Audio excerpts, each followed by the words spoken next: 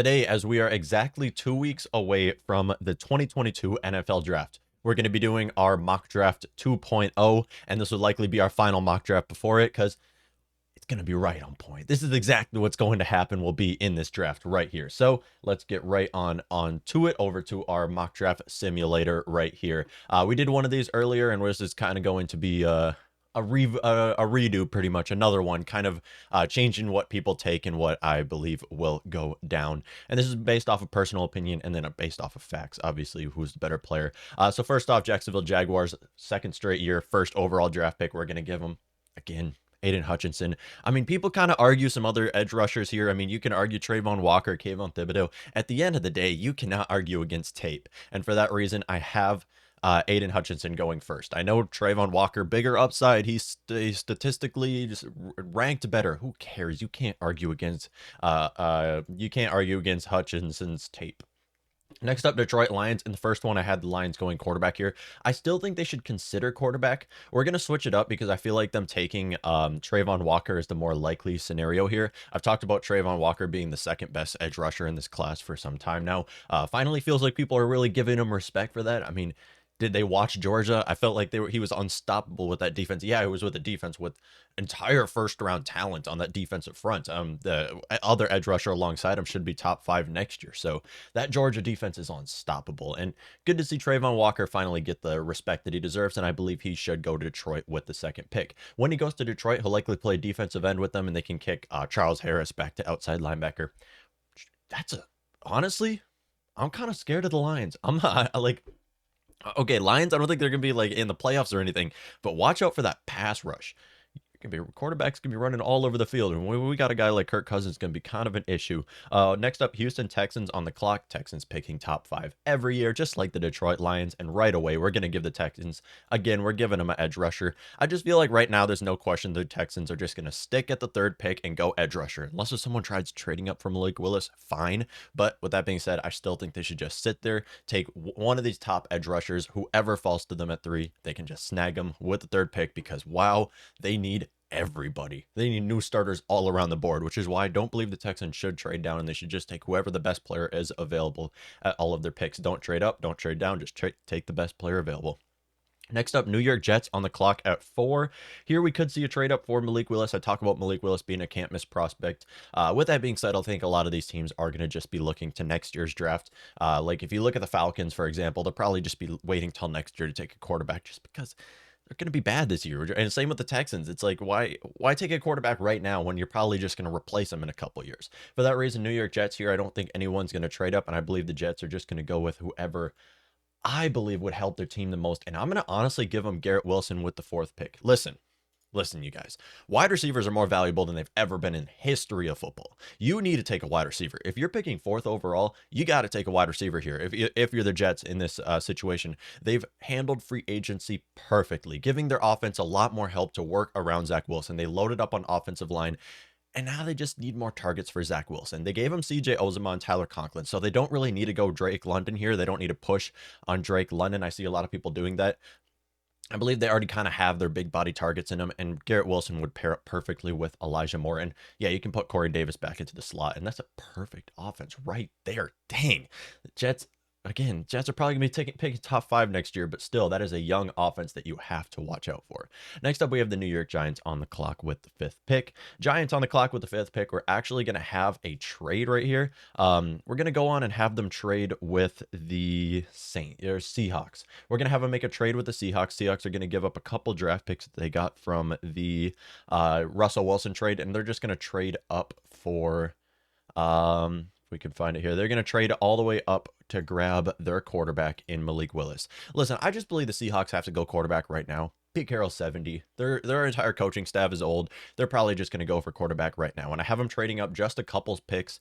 I kind of gave them a lot of draft picks. I have them trading up 4 draft picks in order to take Malik Willis right above the Carolina Panthers in case if the Carolina Panthers are wanting Malik Willis here. For that reason, I just believe Malik Willis is a can't miss prospect at this point. Yes, it's likely that he's not going to work in the league, but with that being said, him going to that offense, he should work. Let's be honest. Malik Willis, if you're the Seattle Seahawks, you want a quarterback right now, and there's nobody you should want more than Malik Willis. Malik Willis has the best arm alongside Sam Howell. Sam Howell might also have a great deep ball, but with that being said, Malik Willis has the best arm and accuracy in this draft class, and you have to trade up if you want to grab him above the Carolina Panthers, assuming the Panthers are going quarterback. Panthers have showed a lot of interest in quarterback, which is why with the 6th overall draft pick, I am honestly just going to have the Panthers still go quarterback and take Kenny Pickett. I wouldn't put him above Malik Willis right now. I'd put Malik Willis and Desmond Ridder above Kenny Pickett for that matter, but I believe the Panthers right now are just no question going to look for a quarterback with the 6th pick and are likely going to take a quarterback or trade down. They don't have a 2nd round draft pick, and I don't believe they have a 3rd round draft pick either. So if they don't find a quarterback at the 6th pick, they'll likely trade down, and they've showed a lot of interest in Pickett. They have. He has great tape, okay accuracy. I'll give it to him. But with that being said, I don't think he's going to work very well in the league. They've shown interest in him, which is why I have him going with the 6th pick. Now the Giants back on the clock with the 7th overall draft pick. Giants are here, just ready to give Daniel Jones some more help. Daniel Jones on contract year, 1 more year left to prove himself. We're going to go ahead and give him who I believe the best tackle in this class is, and that's Evan Neal. Evan Neal will likely start if he goes to the Giants. He'll likely start at right tackle, as Andrew Thomas has done an excellent job as their left tackle, and Evan Neal has played at right tackle some years in Alabama. I believe he did his first couple years and then transitioned over to left tackle. So he'll likely start at right tackle for them. And if we see Andrew Thomas suffer with another injury, we could see them kick him over to block for Daniel Jones' blind side. So great pick for the Giants to be able to get Evan Neal with the 7th pick. And finally, continue to help Daniel Jones because he has 1 more year left to prove himself. Maybe it is just the coaching change he needs. Maybe Brian Dable is just exactly who Daniel Jones needs, and they can finally work. With that being said, I believe they should just embrace the rebuild. Trade away Saquon, trade away James Bradbury if you can get multiple 1st-round draft picks. Kind of embrace the rebuild. Another team I think should embrace the rebuild, the Atlanta Falcons, who are here on the clock with the 8th pick. Another team that should just look for quarterback in next year's class. Yeah, they can take Desmond Ridder here, but they're going to be picking top 5 next year as well. I'm going to go ahead and with the Atlanta Falcons, I'm also going to go offensive tackle here and give them Ike Ekwonu from NC State. A lot of people will argue best tackle in this draft class. Here's the thing with Ike Ekwonu. Yeah, the guy is a starting caliber right off the bat, starting day 1. And with the Falcons situation right now, I would go ahead and trade away Jake Matthews. I love Jake Matthews. I think he's an outstanding tackle. One of the best in the league. He stays healthy and he's great. What else is there to ask for? The guy's contract right now, if you trade him after June 1st, you can save yourself a lot of money. He's going into his 30s. He's an aging veteran, and you can still get a lot for him. You can get a top 2nd round draft pick for Jake Matthews with one of these teams. A lot of teams are looking for tackles right now, and if you just transition into Ike Ekwonu, obviously you're going through rebuild, so you don't need to stay with your guys over the age of 30. Come on, Falcons. Come on. It's time to go for your rebuild. You got some young talent in Kyle Pitts and AJ Terrell. It's bring in some more young talent and trade away your old guys. This is just what the Falcons have to do in this situation right here. And for that reason, I have them taking a tackle with the 8th pick. They could also go wide receiver here if they wanted to. Now the Giants on the clock with the 9th pick. We have this from the Seattle Seahawks trading up. Giants here with the 9th pick. Giants have a few options. Obviously, Kyle Hamilton still on the board. It's hard for me to put Kyle Hamilton as a top 5, top 7 pick. I'm going to be honest. I just don't believe it's smart at all to take a safety that high when you can find safeties in the 3rd, 4th round and plug them in as starters. Right here, honestly, instead of that, I'm going to go Ahmad Gardner, bring in another corner to play alongside James Bradbury if he stays with them. And this would definitely help out the Giants. Obviously, they can bring in a player like Kyle Hamilton, and he will be impactful on the field. I'm not saying the guy's not going to be impactful. I'm saying top 10 pick is pushing it for safeties. How often do you see safeties taken in the top 10? The best safeties of all time aren't even drafted in the top 10. Ed Reed wasn't drafted in the top 10.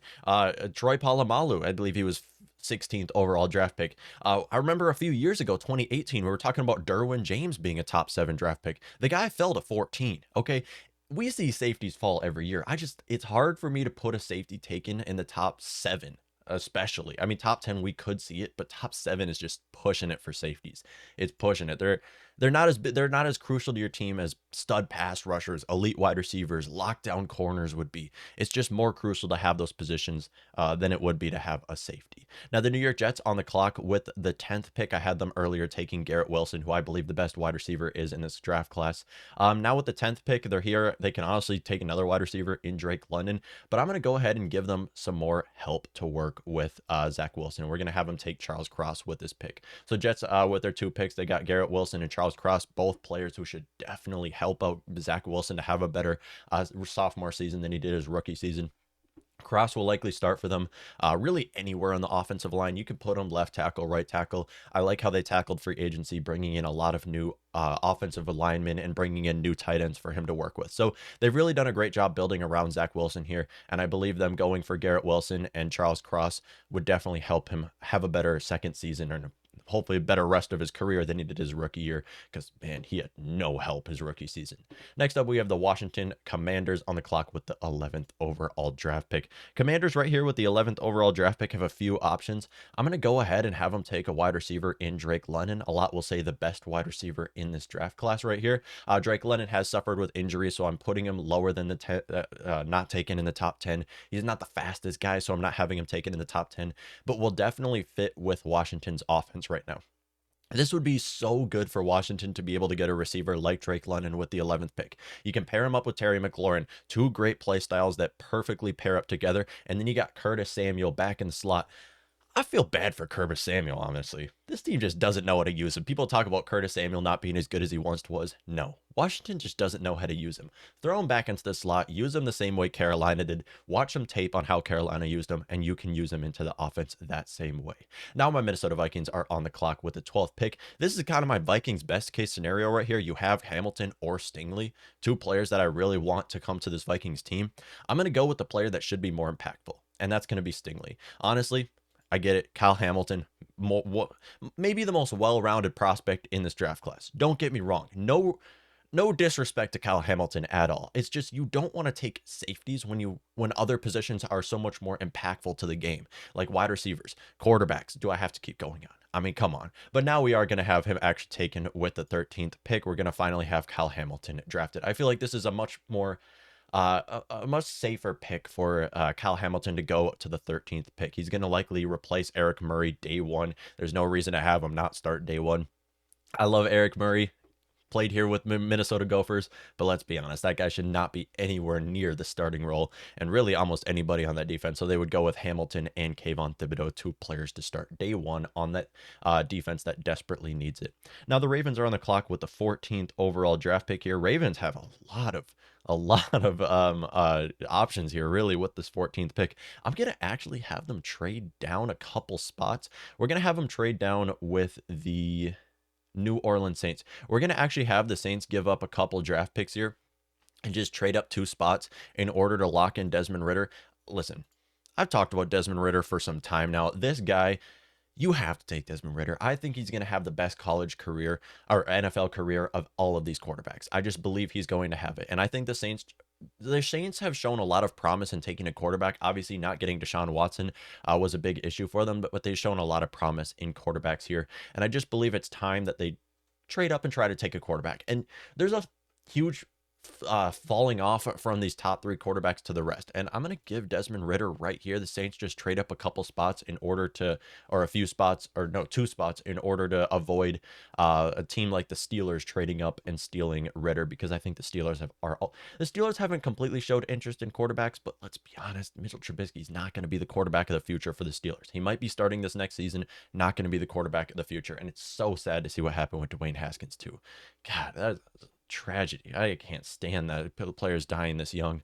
He just had so much left in the tank too. It sucks to see. I really thought he was going to take over the starting role. Okay, that's just that gets me. But then I think Desmond Ridder is worth trading up a couple spots for the Saints in order to just give up a day 3 draft pick, and you can lock in Desmond Ridder really.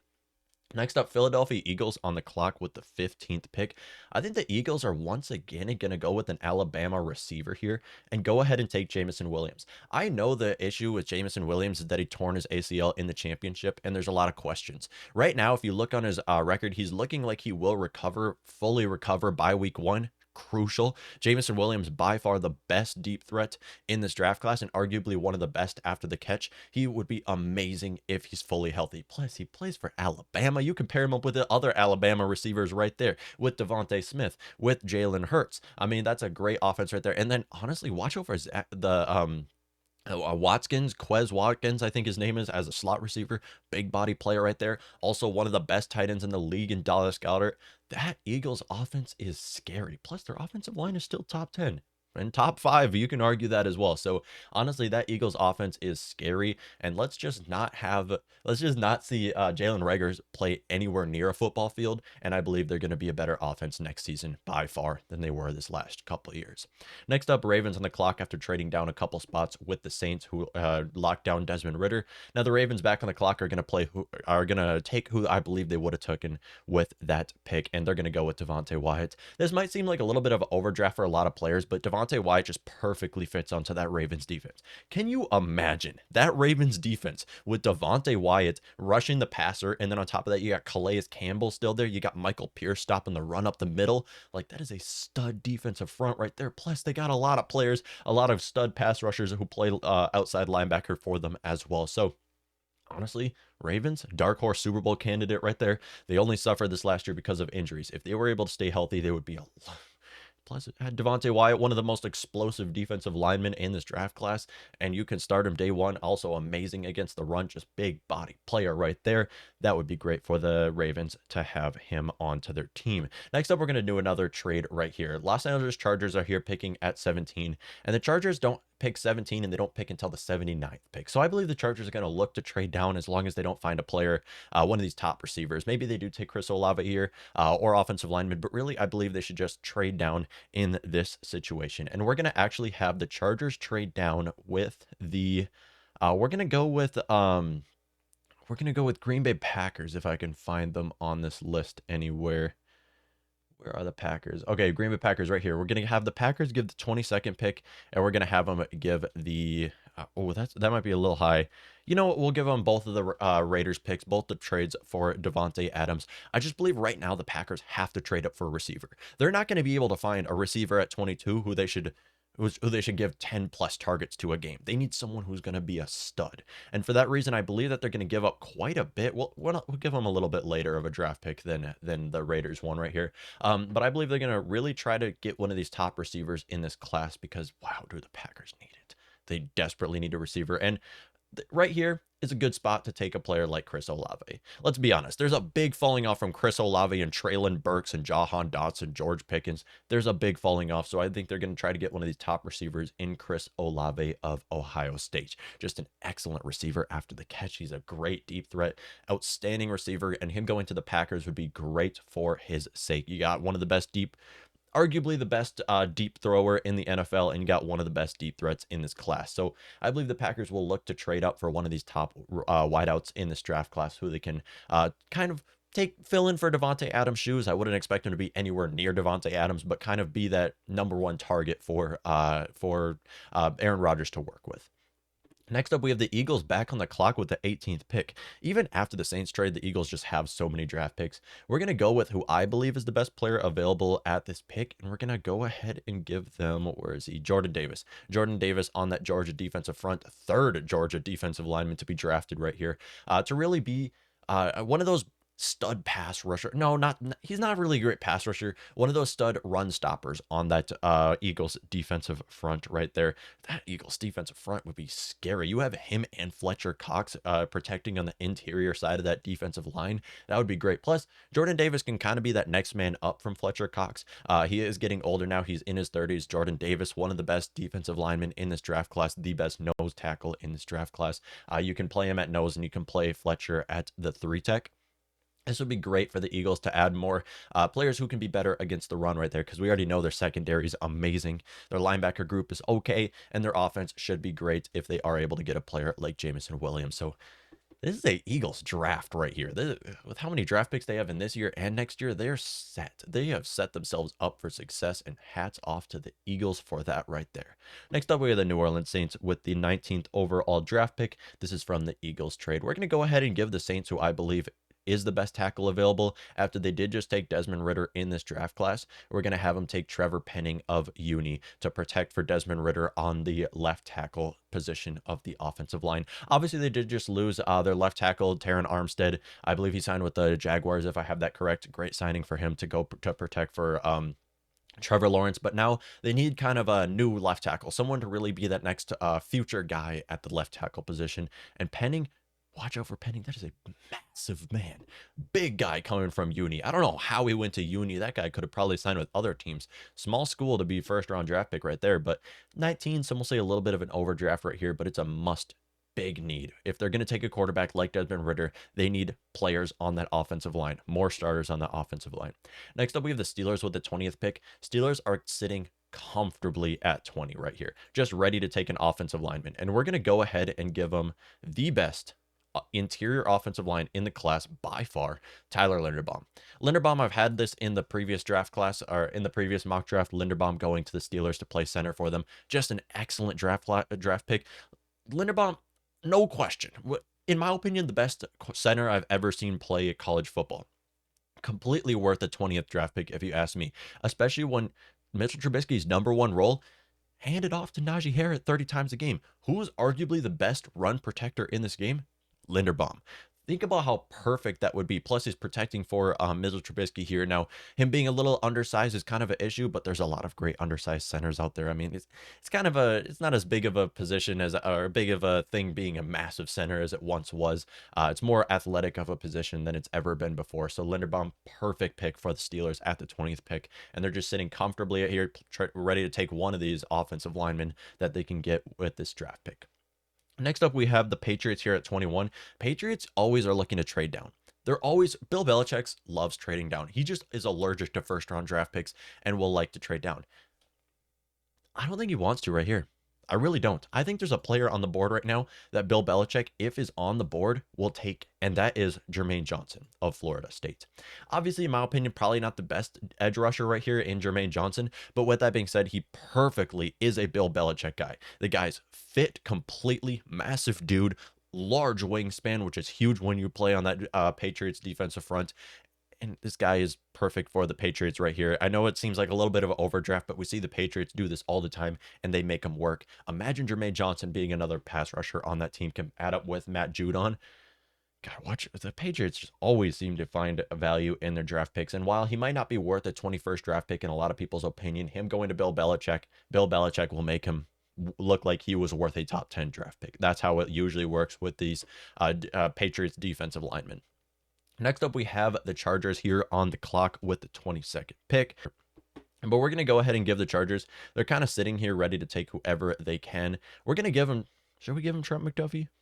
Yeah, let's give him Trent McDuffie, adding another player to that secondary. Now, some will obviously not the biggest need for the Chargers right now. Like they took Asante Samuel last year. They have JC Jackson, who they just took. Trent McDuffie, it's so important to just have three great corners in the league right now. McDuffie can step in immediately as that slot corner. He's the best player available, in my opinion, right here. He can be that slot corner for the team. You can blitz him too. You can move him as a pass rusher. The guy's quick.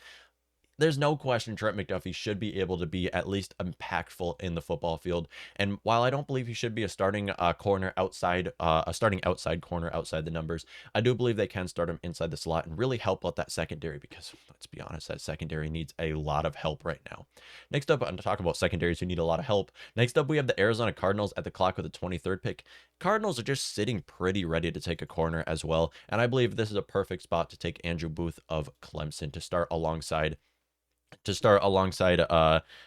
what's his name, Byron Murphy. To start alongside Byron Murphy, you also have Buda Baker in the secondary. Like, your secondary is good right here. Just add more potential starters to that secondary right here, and this would be great for the Cardinals to swing on another defensive player. Cardinals just love taking defensive linemen or defensive players in the first round of every draft. It seems like every year their first pick goes to defense, and right here I have them taking Booth Jr. of Clemson to start at outside corner.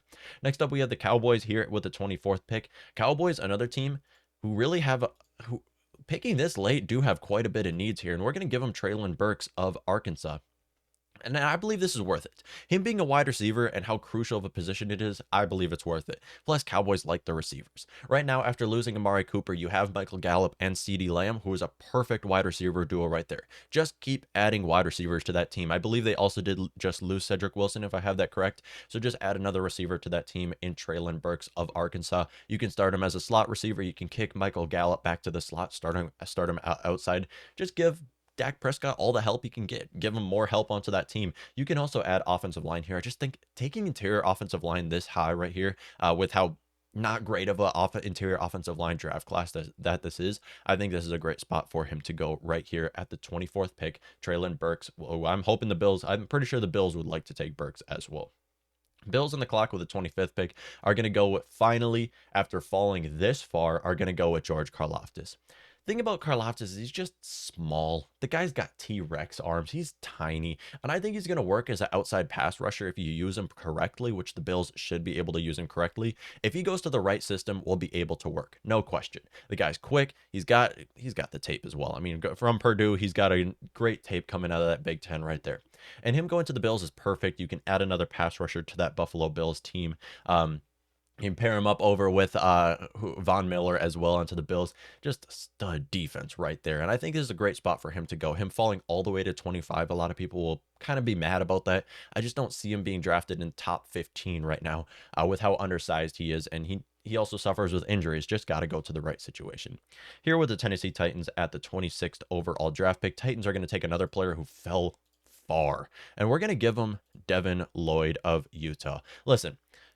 Linebackers, safeties, inside linebackers, safeties, these players fall all the time. There's no question we're going to see Devin Lloyd slip in the draft. There's no question we're going to see Kyle Hamilton fall in the draft. Maybe falling to 13 is a little bit far than a lot of people's opinion. I just don't see these players being worth how high a lot of people are putting them at. Listen, I think they're going to work perfectly. I think Devin Lloyd's going to have an amazing career in the NFL. Kyle Hamilton's going to have an outstanding career. You just don't take these players high. You just don't, because especially when you can find starters in the 3rd round in these positions. You just don't have to take these players at such a high position, and this is great to take them with the 26th pick for the Titans' sake and start them day one onto that Titans defense that desperately needs help. That Titans defense needs a lot of help. Who's their starting corners right now? They have Christian Fulton and Caleb Farley, if I have that correct. Christian Fulton and Caleb Farley. I mean, you need anybody who can play into pass coverage on that defense, and Devin Lloyd is a perfect spot right here. We could also see them go corner if they wanted to. Next up with the 27th pick, the Tampa Bay Buccaneers are on the clock. Last time I had them taking Sam Howell. I still think they should consider taking Sam Howell here, especially with Kyle Trask not having a great rookie season and doesn't look at all like he's ever going to be the starter franchise quarterback for this team.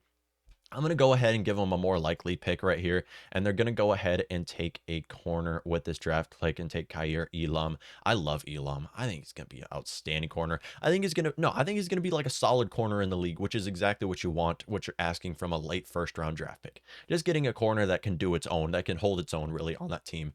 You can play him alongside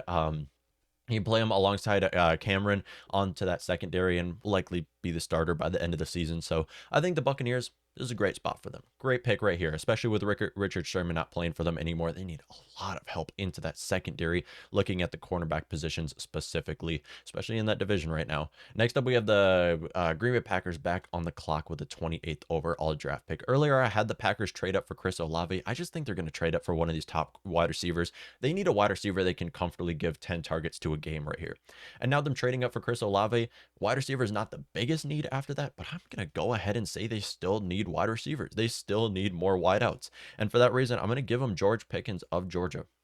He will pair up perfectly with Chris Olave. Having Pickens and Olave starting outside wide receivers for that offense would be great. Now, Pickens, you can argue he's not worth the 1st round draft pick, and maybe taking a player like Sky Moore here or Jahan Dotson would be a more likely fit for the Packers team. I just think Pickens with his massive frame would be helpful for this team. He hauls in every catch you ask him to do. Chris Olave can be that after the catch and deep threat that the Packers need as well. So taking 2 wideouts in the 1st round is perfect for the Packers. It is. It's taking 2 wide receivers in the 1st round would be very helpful onto that team. As they need not just 2 wide receivers, they need about 5 receivers after losing Devontae Adams and Amikuia St. Brown after already not having great wide receiver core right there. Also, why does Randall Cobb still in the league with that as well? So on now we have the Chiefs here at the 29th and 30th pick. A lot of people say the Chiefs should trade up here. Here's the thing with the Chiefs. They're picking late 1st round for a team that was just in the AFC Championship round. They have a lot of needs. That Chiefs team has a lot of needs who need to be starters onto that team. They don't have money where they can just bring in a bunch of players in free agency. They're likely going to stay with their draft picks and just take whoever they can to plug onto that team. They do have a lot of needs. They're still one of the best teams in the league, and they're going to be picking late first round every year. But with that being said, there's a lot of holes that are on that offense and defense right now. So I think they're going to stay right here at 29 and 30 and just take whoever they should plug in as a starter. Doesn't have to be best player available, just whoever will start for them onto that team. We're going to go ahead and give them Roger McCreary of Auburn, a very underrated corner in my opinion. Will start day one onto that defense. Just needs a new corner. Take a corner in the first round, swing, see if you can hit. Next up with the 30th pick, also another position they need desperately. They're going to take a wide receiver and take Jahan Dotson of Penn State. Jahan Dotson, Watts out for Dotson. That man is one of the best deep threats in this league. Feels like every wide receiver in this draft class is just fast. Every receiver in this draft class runs a sub 4.4, and having Dotson onto that offense can kind of fill Tyreek Hill's shoes to kind of be that deep threat that just runs past guys. A lot of receivers onto that offense just becomes household names. McCall Hardman is still there, no problem. Juju they just brought in. These are players that will still work onto that offense. Next up, we have the Bengals with the 31st pick. I'm sure the Bengals are looking to kind of trade down here, especially with a lot of these top offensive linemen off the board and a lot of the top corners off the board. I think the Bengals will be looking to trade down. We're going to actually have the Bengals not trade down here and take a player who, wow, PFF is really high. They have Raymond ranked 13th. That's crazy. But we're going to actually have Raymond end up being a first-round draft pick going to the Bengals team. Will likely play as an interior offensive lineman, left guard, right guard, somewhere on the inside of the offensive line. He played a tackle at Central Michigan, but I believe him going to that Bengals team will probably not be a tackle. Let's be honest. He's not going to be a tackle with Central Michigan or with the Bengals in the NFL. He'll likely play left or right guard for that offense, and they need both positions right now. So I think they're kind of waiting to take whatever offensive lineman they can start day one or trade down. Next up, Lions finally on the clock. This is from the LA Rams trade, from the Matthew Stafford trade with the 32nd pick. We're going to go ahead and now give my boy Sam Howell to end up being a first-round draft pick. Sam Howell throws one of the best deep balls in this NFL draft. Him going onto that Lions team will be great for that Lions right now to kind of swing on another quarterback.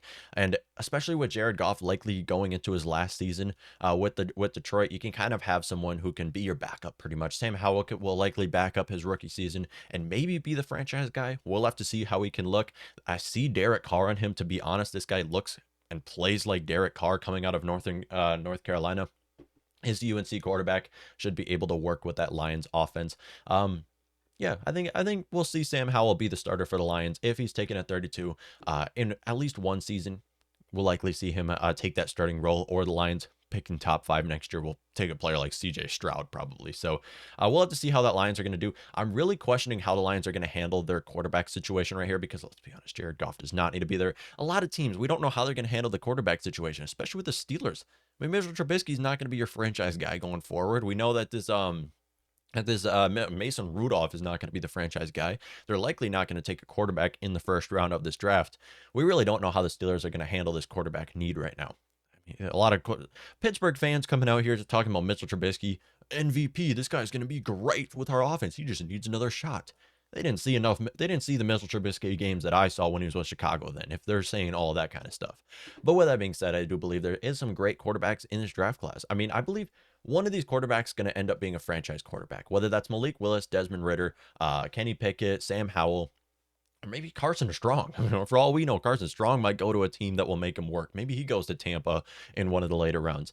But that's my first round mock draft, my 2.0 mock draft for the 2022 NFL draft, as we are exactly 2 weeks away. Let me know what you think.